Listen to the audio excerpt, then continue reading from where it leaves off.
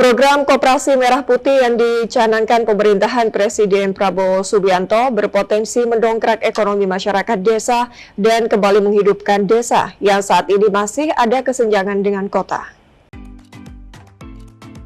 Lambatnya pertumbuhan ekonomi di pedesaan menjadi salah satu perhatian pemerintahan Presiden Prabowo Subianto. Karena itu, untuk mengatasi hal tersebut, Presiden Prabowo berupaya menghidupkan kembali roda pergerakan ekonomi di pedesaan dengan mendirikan Koperasi Merah Putih. Pengamat ekonomi Leo Herlambang menilai program Koperasi Merah Putih ini berpotensi dapat memperkuat ekonomi pedesaan dengan meningkatkan aktivitas ekonomi dan menciptakan lapangan kerja baru. Dengan program ini juga diharapkan pendapatan petani dapat meningkat karena harga jual hasil pertanian yang lebih adil. Selain itu, dengan program kualitas hidup, masyarakat pedesaan dapat meningkat karena peningkatan pendapatan dan kesempatan kerja.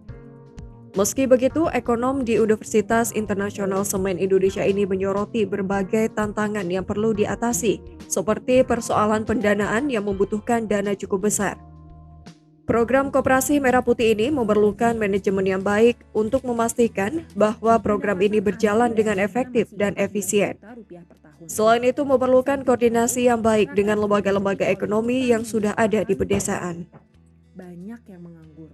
Nah, itu yang harus kita pikirkan sekarang. Jadi pembuat kebijakan sekarang tentunya harus berpikir tentang saat ini yang BUMDes sudah ada. Apakah nanti tetap berjalan sendiri-sendiri ataukah nanti digabung. Nah, itu tergantung kebijakan dari masing-masing atau mungkin ada semacam kebijakan khusus dari pemerintah pusat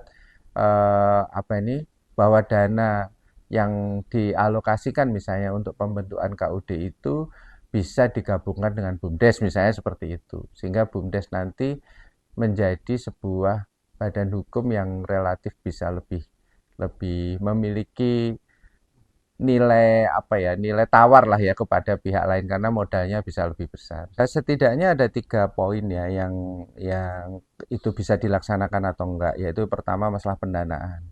Tetapi kita dengar-dengar entah ini benar entah enggak kan kemungkinan kan akan ada kayak semacam setoran permodalan kan gitu ya dari pemerintah ya. Jadi satu itu aspek pendanaan.